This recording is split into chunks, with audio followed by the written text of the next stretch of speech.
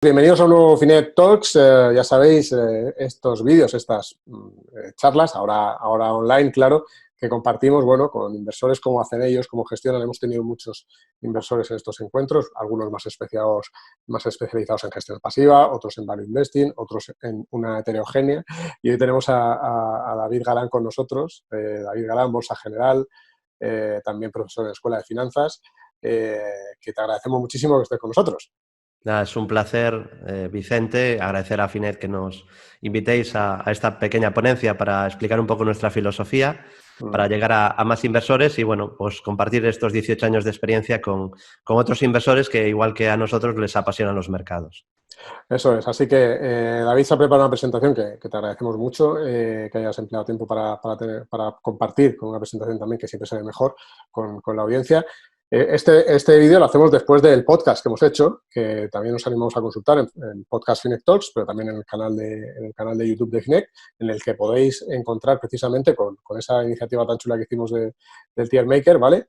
Sobre 10 valores de la bolsa, pero nos supo a poco. Entonces le hemos propuesto a David eso, que nos cuente un poco más en detalle su filosofía. Así que te cedo la presentación, David. Turno Vale. para ti.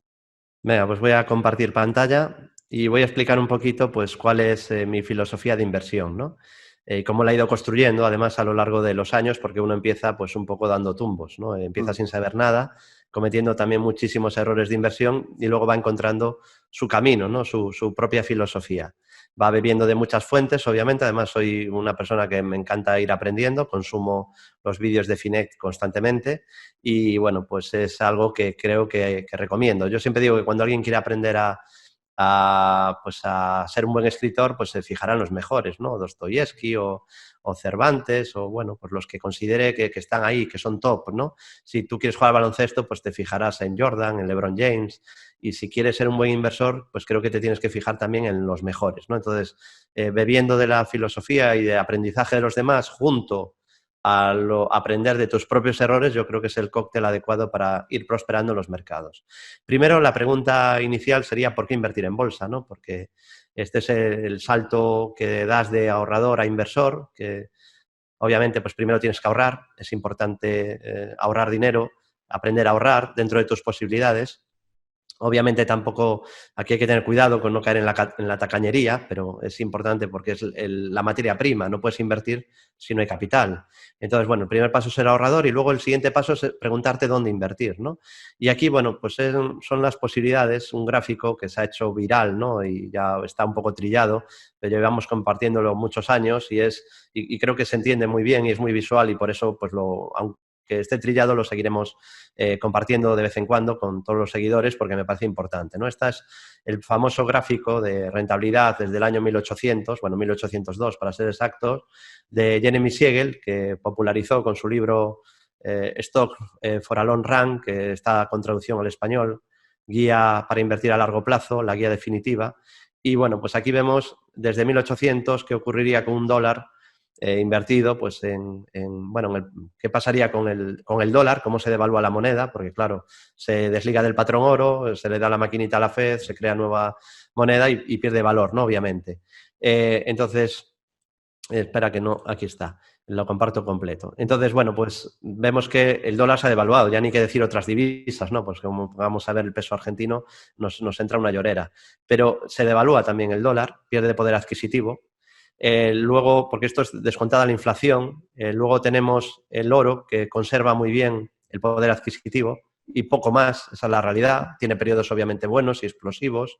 Ahora está viviendo un muy buen periodo, de hecho, comentaba en 2019 que era uno de los activos que consideraba mejor para invertir, pero habitualmente y a muy largo plazo no lo sería, porque te va a proteger de la inflación y poquito más. O sea, tampoco te va a dar una rentabilidad extra tremenda, salvo que volvemos al tema del market timing que comentábamos en el podcast de afinar bien, ¿no? El punto de entrada, que ahora, insisto, está en un muy buen momento.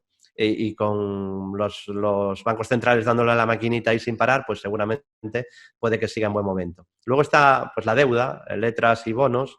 Aquí vemos que te otorga un 2,7% de rentabilidad real, es decir, por encima de la inflación, y los bonos un 3,5%, porque, claro, la duración es mayor y normalmente, salvo que la curva esté invertida, pues te va a dar mayor rentabilidad. Aquí está 3,5%, los bonos, anual, que, hombre, ya está bastante bien, hay que tenerlo en cuenta.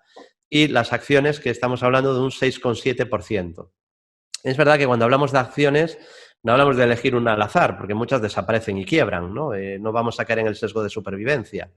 Muchas se van quedando por el camino. Hablamos de invertir en índices que lo que van es haciendo, que diríamos, David, ¿cuál es tu filosofía? Pues la mía es parecida a la de los índices, aunque un poco más activa. Es decir, los índices lo que hacen, luego te dicen que el análisis técnico a largo plazo sería una basura, que no vale para nada, pero realmente, y luego te dicen que batir al índice es muy difícil. Entonces, para mí es caer un poco en una incongruencia, porque lo que hace el índice es quitar a las malas, las que caen, porque si caen en bolsa pierden capitalización, y coger a las que están subiendo fuera del índice, es decir, a las alcistas. Entonces, no deja de hacer, el propio índice no deja de hacer una selección por momentum, por análisis técnico, pero a muy, muy largo plazo. Y de hecho no es el momento donde sale una acción del índice donde yo la vendería, porque por ejemplo Popular desapareció estando en el índice y otras acciones pasan 8 años cayendo antes de desaparecer del índice. Pero un poco que se entienda la filosofía que se puede hacer una criba por análisis técnico a muy largo plazo y de hecho los índices hacen algo similar. Y que nadie crea que esto es estoy diciendo una herejía, ¿no? Los índices van cogiendo las que suben de capitalización y para el que no lo sepa, la capitalización bursátil, que suele ser el criterio base, no el único, porque de hecho si no Tesla habría entrado en el S&P recientemente, pero la capitalización bursátil es uno de los elementos clave para decidir qué valor entra o sale y la capitalización es el número de acciones por el precio de la acción, por lo tanto el precio de la acción es clave. Por eso Celnex cada vez tiene más peso en el índice y por eso Telefónica cada vez tiene menos y la han echado del Eurostoxx 50, ¿no? Entonces, ¿qué vemos aquí? 6,7% de rentabilidad real. Esto es mucho porque es extra. Hablamos que sin la inflación estaría sobre un 9%. Y en periodos buenos, porque por ejemplo ahora llevamos 10 años buenos, pues se te puede ir a un 12 o 13% anual de media. Luego obviamente vienen las crisis y te baja otra vez la rentabilidad. Pero sin duda esta es la razón por la que las acciones o invertir en índices pues a largo plazo me parece muy buena idea. Es verdad que podríamos añadir un extra y pensar que si esto que veis en rojo es una media de la rentabilidad histórica, pues puede ser inteligente aprovechar sobre todo para aquellos inversores que queréis construir carteras y no estar al día a día del market timing o de elegir qué entrar, cuándo entrar, pues cargar mucho más para construir carteras cuando el precio, la rentabilidad de los índices está por debajo de la rentabilidad media. Eso pasó en 2008 y vemos que también pasó aquí en los años 70 y a finales del 2000, después del estallido de la burbuja tecnológica.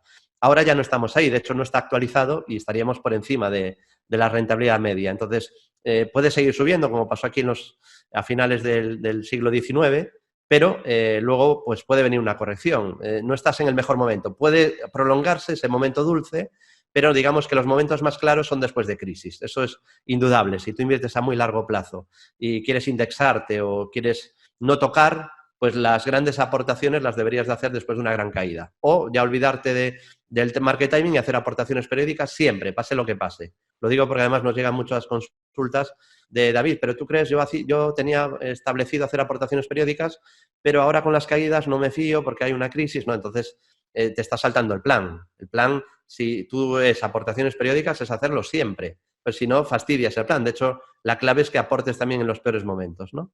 Claro, David, perdona, de hecho a nosotros también nos llega mucho esa pregunta, es súper Claro. habitual en estos tiempos, ¿no? Claro, o haces market timing o no lo haces, pero si Claro. decides no hacer market timing no puedes luego mezclar, vale, pero quería hacer aportaciones periódicas, pero ahora quiero hacer market timing. Vale, market timing lo hago yo, pero Claro. si es una decisión meditada y razonada. Si tú has meditado y razonado y tienes un plan, lo que tienes es que ejecutar ese plan. Bueno, esta es una foto, porque quiero preguntar a los que están viendo el vídeo si conocen a estas personas, ¿no? Lo normal es que al menos conozcan a una, lo habitual será que conozcan a una. Vale, entonces estoy aquí para explicar a otra de esas personas que salen en la foto.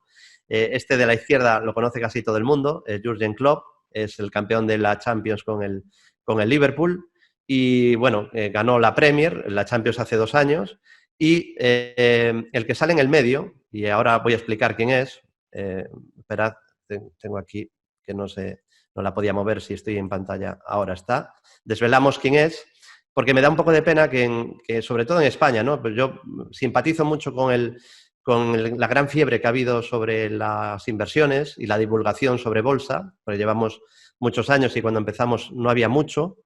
Entonces, pues en ese sentido estoy contento, Pero es verdad que, bueno, pues me entristece que se quiera imponer una única filosofía, una única manera de ver el mercado, porque esa no es la realidad en el mundo real. Fuera de España se asume que hay otras maneras de ganar dinero en bolsa y otras filosofías de inversión, ¿no? Entonces, bueno, pues este que sale en el medio, esta persona, esta eminencia, que es además dueña también de un equipo de béisbol, también ganó el Campeonato Mundial de Béisbol. El Red Sox es el equipo que también es dueño del Liverpool y es uno de los grandes artífices del éxito que ha tenido el Liverpool, que era un club histórico, pero pasaba por horas muy bajas, ¿no? Tiene una fortuna, este señor, que se llama John W. Henry, de 2,8 billions.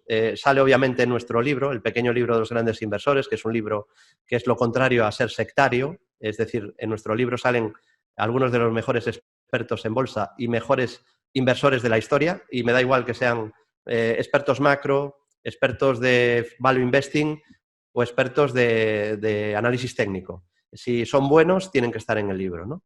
Entonces, bueno, pues la posición entre los más ricos del planeta, según la revista Forbes, es la 954, con esa fortuna, 2.800 millones de dólares, y uno de sus consejos, y la manera en la que se ha hecho millonario, dice: lo único que tenemos que hacer es seguir tendencias y aprovecharnos del dinero que pierden todos los inversores que piensan en predecir el futuro.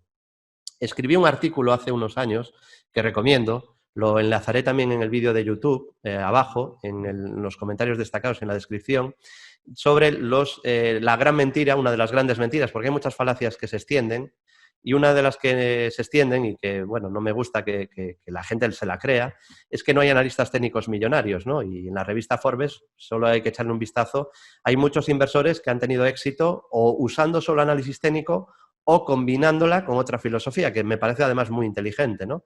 Pues combinada con el análisis técnico o incluso con la macro a la vez. Tenemos el caso de Stanley Druckenmiller, o tenemos el caso de que fue socio de Soros. Tenemos el caso también de Bruce Kofner, que por cierto es muy duro, muy, muy duro con los que no miran gráficos. Yo quizá no sería tan radical como lo que dice Bruce Kofner, que dice que el que no mira un gráfico le parece como un médico que no le toma la temperatura al paciente. Y también es más rico, aunque John W. Henry está mejor posicionado, creo que son 5.400 millones. Y también están otros inversores pues muy conocidos como podría ser el caso de Paul Tudor Jones, otro de los grandes magnates. Así que, además aplicado, es muy interesante, por eso me extraña que no se hable más de esta figura, porque sería muy vendible en la prensa y muy interesante. Ha aplicado los modelos matemáticos y estadísticos que usó para hacerse millonario también al deporte, y ha tenido muchísimo éxito aplicándolos, porque ha ganado con el béisbol y ha ganado con el Liverpool, y además reflotando un equipo que estaba en horas bajas, ¿no? Lo aplicó a la hora de fichar al entrenador, que venía de perder varias finales, y lo aplicó también a la hora de fichar futbolistas. Realmente muy interesante y un poco pena. Intentaré aportar un pequeño granito de arena desde aquí, ese desconocimiento, ¿no?, de este tipo de figuras, porque todos conocemos y es necesario que se conozca, pero eso ya está hecho, esa labor, a Peter Lynch, a Warren Buffett, que además son genios. Para mí, Warren Buffett probablemente sea el mejor inversor de toda la historia, ¿no? Pero creo que también merece la pena conocer a este tipo de inversores. ¿Y por qué, dentro de todas las filosofías que existen, me quedo con el análisis técnico y conseguir tendencias, ¿no?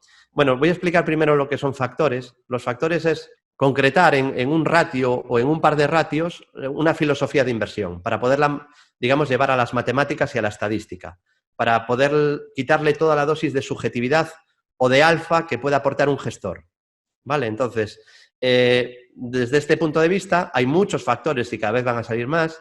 Estos quizás son los más populares, que sería el factor de momentum, el factor de baja volatilidad, el factor de valor, el factor de calidad, multifactor y el tamaño, que ese se conoce mucho, ¿no? Son más rentables a largo plazo las empresas pequeñas que las enormes, ¿no?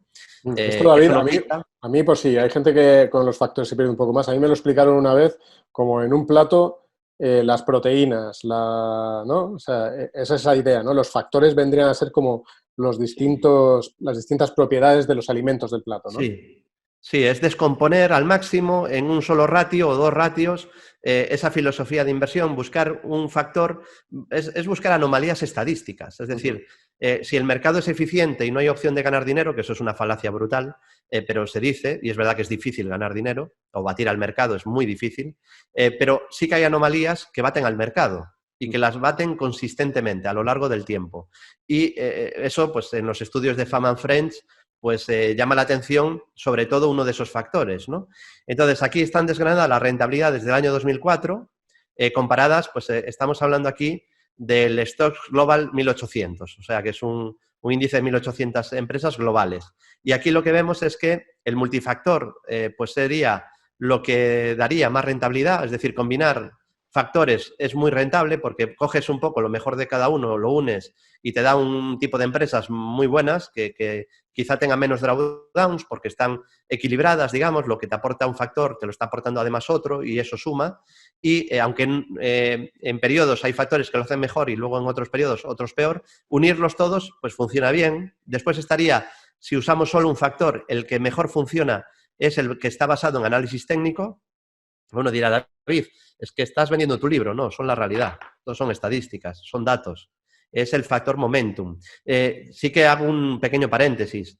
El análisis técnico es más que el momentum y el value investing es más que el factor value. De hecho, pues incluso se podría meter al value investing dentro del factor quality. ¿Vale? Entonces, decimos, si desgranamos la filosofía, la base de lo que es cada una de ellas y la factorizamos, nos saldría esto, ¿no? Por ejemplo, valor en libros, pues para entrar en lo que se supone que está barato, para llegar al value, un momentum, pues es coger lo que mejor lo ha hecho, el mejor desempeño en el último año, restando el último mes, y aquí vemos la rentabilidad en estos años, ¿no? Pues ya vemos que hay muchas más opciones que el value y que, bueno, esta es una diapositiva que traigo, la fuente Savante Quant Value Small Caps, y vemos qué factores han funcionado mejor en estos últimos 3 lustros y cómo pues, el momentum es el mejor.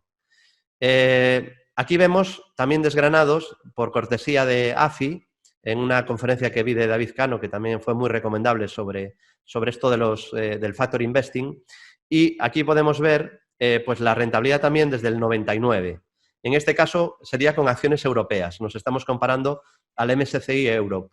Y entonces vemos que el mejor factor que existe, de los que hay, de los populares, pues es el momentum, es el que más rentabilidad ha tenido. Es verdad que en los últimos años está que se sale, a lo mejor habrá alguna reversión a la media, porque el mercado tiende a revertir a la media, pero no del todo, es decir, puede ser que, y es probable que el value recupere parte del terreno perdido, pero el momentum, esto viene de muy atrás, viene siendo un factor que sobresale. De hecho, aquí en 2007 ya vemos que también estaba sobresaliendo, es decir, no es nada nuevo, es un factor que funciona. Y vemos también que funciona muy bien el quality, quizá esto es lo que también investigué y me fijé a la hora de añadir un filtro a mi forma de invertir, porque yo era 100% técnico y digamos que ahora soy un 85 técnico a lo mejor. He añadido un filtro value a mis inversiones de largo plazo. Más o menos el 90-95% de mi patrimonio está invertido en acciones de alta calidad y sobre todo que estén con buen momentum, que por análisis técnico sean valores fuertes y que, bueno, pues que estén alcistas. Y luego sí que utilizo una pequeña parte para inversiones de más corto plazo, ¿no? Donde ahí a lo mejor el filtro de calidad no me aporta nada, pero sí que a largo plazo, pues sí que al final puede aportarme un extra, ¿no? Y que por eso lo incorporé hace unos 4 años y medio a mi forma de invertir. Y bueno, luego vemos otros factores que funcionan un poco peor, pues vemos el de baja volatilidad, que también va un poco en contra de la teoría, ¿no? Que nos enseñan los teóricos de que a mayor volatilidad, más rentabilidad. Mentira, en las acciones las menos volátiles aportan un extra de rentabilidad. Y luego vemos que el value pues no lo hace excesivamente bien, anda ahí luchando por batir al mercado. Es verdad que probablemente lo batirá, porque ahora estamos en un punto bajo histórico del value y en pocos momentos el value está haciéndolo igual que el mercado, como podemos ver en el histórico. Es decir, sería elegir ahora uno de los momentos donde peor sale en la foto y a mí me gusta ser totalmente objetivo. Y además no tengo nada en contra del value investing. Entonces, ese tipo de inversión, que iría más quizá al deep value que al value ya metiéndole calidad, porque quality ya vemos que lo ha hecho bastante bien, es lo que sale aquí en verde, pues estaría luchando por batir al mercado, que tampoco está nada mal. Es decir, la mayoría de inversores está muy por debajo de estos factores. Ya les gustaría haber obtenido cualquier rentabilidad de este tipo, ¿no? Usando factores. Así que, bueno, pues esto sería un poco la filosofía de de invertir, y alguno dirá, David, pero igual son los últimos 10 años, 20 años, y digo, bueno, pues voy a traer ya la comparativa definitiva. Esta es una diapositiva, la fuente Renta 4, y es una comparativa desde los años 20, o sea que aquí nadie se podrá quejar de histórico, ¿no? Para ver qué funciona bien y qué no. Es un estudio de la gestora BlackRock que se hizo eco Renta 4 y que va hasta el 2014. Se comprueba la gran diferencia de rentabilidades anualizadas, entre comprar valores que lo hacen mejor que el mercado o valores que están castigados y lo hacen peor que el mercado. Respecto al índice. El índice, la media del índice es lo que vemos aquí, mercado 9,8%, está sin descontar la inflación, por lo que vimos en la diapositiva de inicio, y vemos que comprando los valores malos, los que lo hacen peor que el mercado, los débiles, obtendríamos una rentabilidad anual del 5,4%, y en cambio, si elegimos los mejores, los que están teniendo fuerza, los que tienen buen momentum, los que están alcistas, la rentabilidad sería de un 12,8%. Es decir, sin duda, aplicar análisis técnico a largo plazo tiene sentido, ¿vale? No es una opinión. La historia se repite, pautas repetitivas. Otra de las grandes premisas de usar análisis técnico es que el comportamiento de los precios es repetitivo, aunque las circunstancias varíen y haya causas diferentes, ¿no? Y este es un gráfico que a mí me gusta mucho enseñar para pues saltar de lo que es la teoría a verlo en práctica, ¿no? Porque a mí siempre me gusta ir sobre todo al ejemplo, que creo que es como se aprende más, ¿no? Y a lo visual. Y aquí vemos cómo aparece la misma estructura que avisa de caídas en numerosas ocasiones en el Eurostoxx, en un gráfico tremendamente conocido, en solo 2 años aparece la misma pauta pues hasta 5 veces. Esto es una figura que se llama doble o triple techo y que lo que consiste es que haya varios máximos en la misma zona y cuando se pierde el mínimo entre máximos, en ese momento es cuando el precio te avisa que va a venir una caída al menos del rango de esa diferencia entre máximos y mínimo. Entonces medirías esta distancia, proyectarías. Como mínimo va a caer hasta aquí.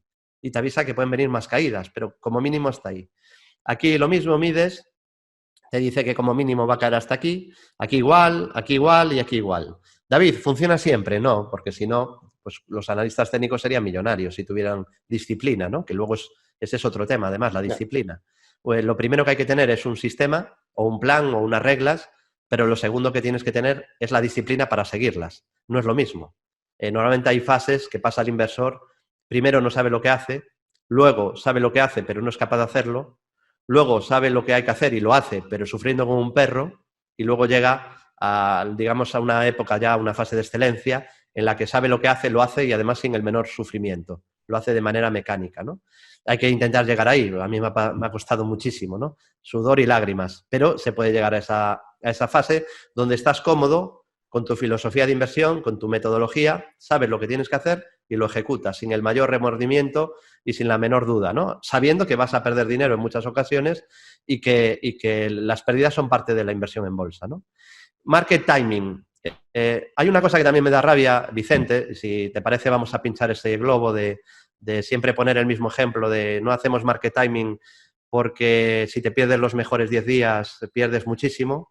Es verdad, pero eso sería hacer market timing. Claro. Bueno, y está la otra, que la tienes ahí también por lo que veo, que es la... Claro, está la otra cara de la moneda. O sea, yo soy el primero que digo, cuidado, elegir el punto de entrada tiene riesgos, porque el mercado sube y te quedas fuera. Entonces hay que tener cuidado. De hecho, mi filosofía es estar en el mercado el mayor tiempo posible, porque si no el mercado te va a una pisonadora. Pero dicho esto, eso de que no se puede hacer market timing o que si lo haces siempre te va a salir mal, eso es mentira. Esto es un poco más acercado a la realidad, que es pues una estadística donde vemos qué es la media del mercado, que aquí está en verde. ¿Qué pasa si te pierdes los mejores días? Que eso está trillado también, siempre se explica, sobre todo cuando le quieres poner palos pegar un palo al market timing, que es explicar que te pierdes los mejores días si no estás en bolsa, pero es que también te pierdes los peores. Entonces, que además hay una cosa curiosa, que es que se suelen concentrar en la misma época, los mejores y los peores, porque las grandes subidas del mercado se dan en periodos bajistas, las grandes subidas de un día. Pues el valor, un activo cae un 30% en 2 meses, pues dentro de esa caída hay algún rebote de un 10 o de un 12, lo llamado el rebote de gato muerto, ¿no? Entonces, ¿qué pasa si te pierdes los mejores días? Pero ¿qué pasa también si te pierdes los peores? Claro, la rentabilidad subiría muchísimo. Aquí lo vemos pues desde el año 98 y aquí lo veríamos desde el año 78. Entonces, bueno, pues esto de conseguir esto que está aquí en verde es imposible, es una quimera. nadie lo va a conseguir, yo obviamente tampoco, pero lo que estamos hablando es intentar batir o superar esto que vemos aquí en el medio. ¿Vale? Entonces, no por estar fuera del mercado en momentos puntuales te vas a perder solo los buenos y te vas a quedar en lo naranja, ¿no? Porque también podrías acertar alguna vez y irte más hacia lo verde, ¿no? Entonces, puedes llegar a mejorar la rentabilidad del mercado, aunque es complicado, estando fuera en los momentos malos. Pero quiero hacer también hincapié o enfocarme en otra ventaja, porque siempre hablamos de rentabilidad. La rentabilidad no es lo único, ¿vale? Y esto puede sonar chocante. El camino también es importante. ¿Cuál es el camino para obtener esa rentabilidad? Si a mí me dices, oye, David, ¿qué prefieres obtener? ¿Un 10% con drawdowns de un 60% o un 9,8% con drawdowns de un 20%? Yo, Vicente, lo siento, ¿no? Puede sonar contraintuitivo, pero yo prefiero sufrir menos en el camino. Claro, Sí, hay una cosa que te quiero preguntar. O sea, yo soy de los que dicen que hacer market timing es absurdo porque es imposible adivinar cada techo y cada suelo de mercado y que sí, acertaremos 3, nos equivocaremos 2 y... sí, entonces, yo en ese sentido soy de los que lo dice, ¿eh? Oye, que te sí. olvides del market timing, oye, si tienes un don y... Bien, No, no es, porque... no es don, no lo Bueno, quiero llevar pues al sí. don ni a No, la bueno, magia. Yo diría que es estudio y probabilidad, que muchas veces, y no es acertar el techo ni el mínimo, es ahorrarte periodos bajistas, que a veces saldrás y volverás a entrar y a veces entrarás peor y te habrá ujú, salido mal el cubrir cartera o el gestionar el riesgo, pero en las caídas dolorosas e importantes, donde realmente el drawdown es tan doloroso que vas a tardar años en recuperar y psicológicamente además es muy duro, pues ujú. es donde el ahorro de hacer ese tipo de estrategias o de quedarte fuera en parte, porque al final yo también hablo de matices y de grises. No tienes por qué venderlo todo, a lo mejor te quedas con más empresas defensivas o cubres más la cartera o subes mucho la liquidez. O sea, hay un abanico de grises ahí gigantesco, pero yo no me sentiría cómodo estando 100% invertido, es decir, haciendo buy and hold, que es una alternativa que yo no voy a criticar aquí porque es difícil batirla. Lo que digo es que hay otros caminos y quizá menos dolorosos, que es ahorrarte las grandes caídas. Y hay algunos trucos muy sencillos de utilizar algunas medias, de momentum, pues cuando, por ejemplo, tenemos un estudio donde si las materias primas y los bonos lo hacen mejor que la bolsa, es un momento de estar fuera y lo tenemos automatizado con algoritmos. Te salen semáforos, verde, amarillo, rojo, cuando la rentabilidad o el momentum de la bolsa es peor que la de los bonos y las materias primas, tienes que estar fuera. Con eso bates el mercado, o sea, que no hay que hacer grandes cosas y harías muy pocos movimientos a largo plazo. El Pero, problema es cuando ya quieres entrar aquí a ser el gurú de turno, ¿no? Esos ujú. gurús de pacotilla, esos adivinos, esos, no sé si casi estafadores, que te prometen que van a acertar cada caída, que no pierden nunca y que ganan siempre. Eso ya es otro tema, ¿no? Y yo ahí me uno al club de meterles palos. Pero yo Ujú. estoy hablando de hacer algo que esté comprobado, que sea objetivo y que esté cuantificado. Y creo que no es una opinión, se puede evitar los menos 60% y se pueden tener modelos de inversión que batan al mercado con menos riesgo o que se queden cerca de batir al mercado con mucho menos riesgo. Y es a donde yo quiero ir. Si no tienes conocimiento y no te interesa, pues quédate con el buy and hold. Pero también digo, tienes que comprar lo que significa. Ex ante tienes que hacer el trabajo de saber, bueno, cuáles son los pros, los inconvenientes, asumo realmente que me puedo comer un menos 60 y estar 8 años sin recuperar. Si la respuesta es sí, adelante, porque es una manera muy buena de rentabilizar los ahorros. Ujú. Pero tienes que saber que estás expuesto y que estás dispuesto a aguantar, ¿no? Y obviamente es una manera de invertir, pues buena porque ya Ujú. hemos visto el gráfico antes de Jeremy Siegel.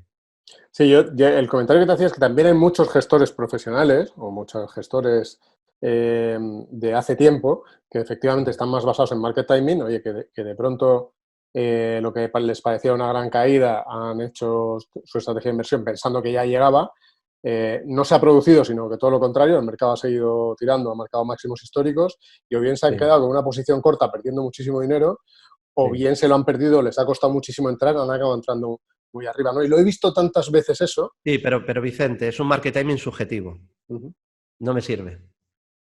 Es porque yo creo que. Si ya empiezo yo creo que, a mí no me sirve. uh-huh. Yo tengo que usar ratios o elementos que sean objetivos. Si tú estás midiendo el momentum o la fuerza del mercado, hay indicadores. Hay un indicador que se llama RSI Mansfield que te marca la fuerza del mercado. Y si lo hace peor, pues te está bajando de cero. pues por debajo cero, fuera. No es yo creo que está muy caro, yo creo que es mal momento, eso no sirve para nada, porque yo creo que el mercado te va a pasar por arriba. De hecho, cada vez que veo a gente poniéndose corta en la tecnología, pues ya he lanzado muchos mensajes, el que me sigue ya lo sabe. Entonces, creo que eso el mercado te va a barrer, porque a la larga no tiene lógica. Un permavir, pues tiene el tiempo en su contra. Aquí hablamos de tener el tiempo a tu favor, pero intentar evitar al menos parte de una gran caída. Que a veces, lo que tú dices, puedes acabar entrando peor, pero lo que no puedes es, no, pues yo sigo en mis 13, no, esto tiene que llevarse a temas objetivos o matemáticos o cuantificables o estadísticos, en el que dices, si pasa esto, hago esto, y si pasa esto otro, hago este otro, y cuando pasa, lo haces, porque si no, pues sí, apuestas, ¿no? Yo apuesto que, y el mercado sigue subiendo, pero eso no tiene absolutamente nada que ver. El market timing es estar en tecnología y estar en el sector salud y estar en alimentación y bebidas. Eso sería lo que es hacer ahora market timing, porque es lo que está fuerte, con momentum, y no tienes que estar fuera del mercado. Okay. Pero market timing puede ser que te salgas en marzo o en febrero y tengas que volver a entrar en abril. Eso sí que puede ser market timing. Te puedes perder tramos de subida por ahorrarte tramos de caída. Y luego tendrás que ver si eso te compensó o no. Vale, pero deberías de tenerlo cuantificado. Si vas a jugar a yo creo que, os recomiendo a todos que hagáis gestión pasiva. Okay. Os indexáis y os vais a tener muchísima mejor rentabilidad, estoy seguro. David, nos estamos quedando sin tiempo del que nos habíamos comprometido. Tenemos como 5 minutitos más, por si quieres ponerle el broche. Sí, avanzo rápido. Hablando de criterios objetivos, cuantificables, voy a enseñar un gráfico que seguramente no todo el mundo conocerá, pues que hay muchas falacias que se repiten y a mí me gusta siempre lo que te decía de llevarlo a datos, no a hechos. Se dice, no, el mercado está subiendo, pero solo con 2 o 3 valores. Lo puedes comprobar si es verdad o no. Hay un indicador que se llama la línea de avance-descenso, en este caso sobre el NYSE, que es un gran número de empresas americanas, y lo que veis en color rojo es la línea avance-descenso acumulativa, que lo que va haciendo es que si el número de valores que suben frente a los que bajan y teniendo a todos por igual es mayor, sube la línea. Si el número de valores que caen es superior al que baja, la línea baja. Con lo cual aquí tienes la profundidad del mercado. Si el mercado está subiendo en su conjunto o solo está subiendo por unos pocos valores. Que es verdad que ahora hay muchos valores que pesan mucho, pero bueno, en el pasado también. Eso no lo he traído, pero no es la vez de la historia donde los valores que más pesan más. Eso tampoco es verdad. Sí que en los últimos años, pero no en las últimas décadas. Pero aquí hablamos de cuantificar si el mercado está subiendo de manera sana, que es que la mayoría esté subiendo, o si efectivamente solo hay unos pocos valores que están acompañando en la subida. Normalmente cuando va a venir una crisis lo que hacen es que en el último tramo efectivamente solo suben los grandes valores para al índice inflarlo mientras distribuyen, pero ya hay una escabechina entre los valores más pequeños o menos populares. Entonces, ha habido una pequeña divergencia recientemente, muy pequeñita, creo que no lo suficiente como para que eso sea el inicio de la gran caída. Aquí fíjate que el NYSE ha marcado un nuevo pico frente a este y en cambio los valores en su mayoría no estaban acompañando. Esto te avisaba que podía venir cierto descanso, ¿no? Esto ha sido hace, nada, una semana, semana y media.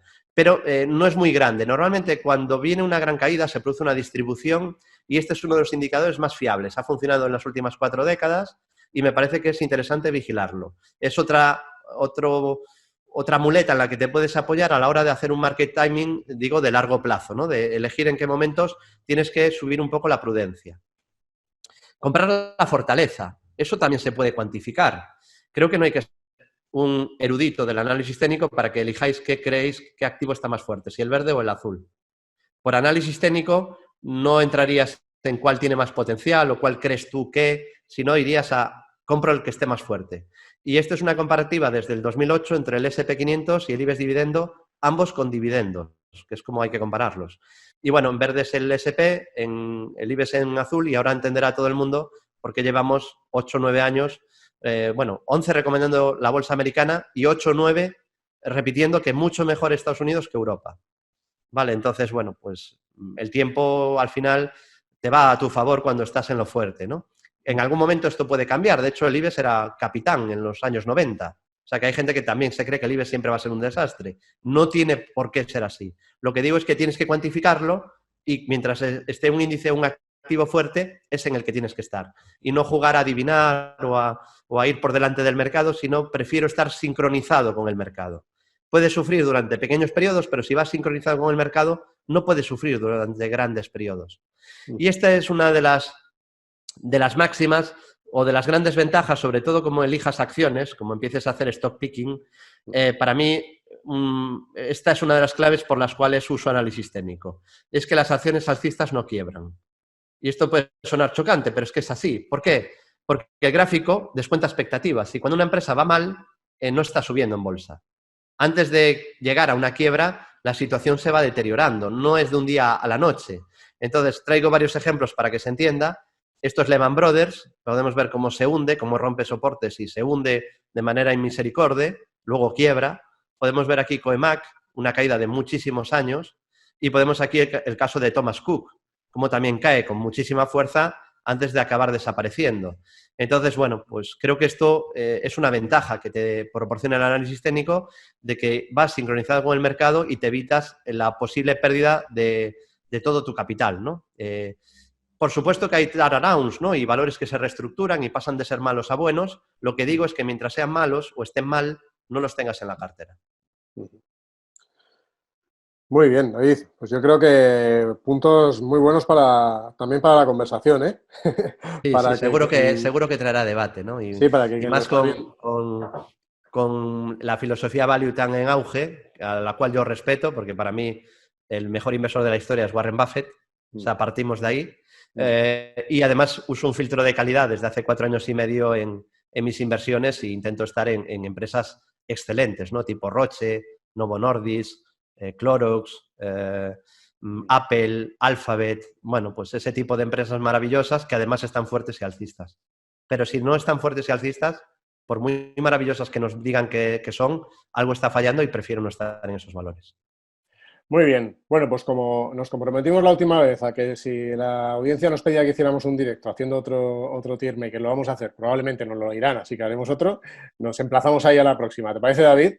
Venga, perfecto. Un placer, Vicente. Muchísimas gracias por este ratito, por explicarnos tu visión, también por hacerlo de una manera tan clara, ¿no? Exponiendo lo que tú crees que son mitos y lo que críticas injustas o al revés, ¿no? Con lo Sí. cual yo Bueno, pienso es mi filosofía, respeto al que no esté de acuerdo, pero creo que es bueno también que se vean otro tipo de enfoques en el mercado. Y eso es lo que queremos desde Finet, que se vean todos los enfoques y cada uno elija el método que mejor se corresponda con su forma de ver la vida y de ver los mercados y ver el ahorro y siga su propio camino escuchando las distintas opciones. Con lo cual, este era también nuestro interés en tenerte hoy con nosotros, David. Así que muchísimas gracias. Ya sabéis, los que estáis viendo este vídeo, seguid los dos canales, seguid el canal de David, por supuesto.